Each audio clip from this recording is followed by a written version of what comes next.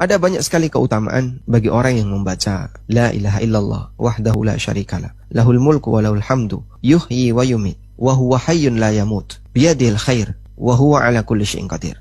Siapa yang membaca itu 10 kali setelah maghrib dan setelah subuh, maka Allah mengutus malaikat yang bersenjata yang akan menjaganya dari gangguan setan sampai subuh. Kalau dia baca pagi hari akan dijaga sampai sore. Yang kedua, diangkat untuknya 10 derajat. Yang ketiga, dia selalu mendapatkan penjagaan dari semua yang tidak dia sukai di hari itu. Yang keempat, Allah akan mencatat untuknya 10 pahala yang akan mengantarkannya kepada surga. Yang kelima, Allah akan menghapus 10 dosa yang bisa membinasakan dirinya.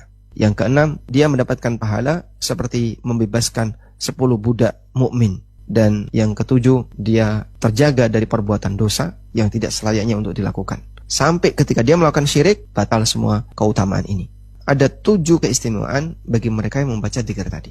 Ini menuntut bagi seorang mukmin ketika selesai sholat subuh dan sholat maghrib agar bersabar dulu dan tidak segera beranjak meninggalkan kegiatan ibadah lalu beraktivitas yang lain, namun dia berzikir sampai dia bisa mendapatkan keutamaan-keutamaan besar tadi.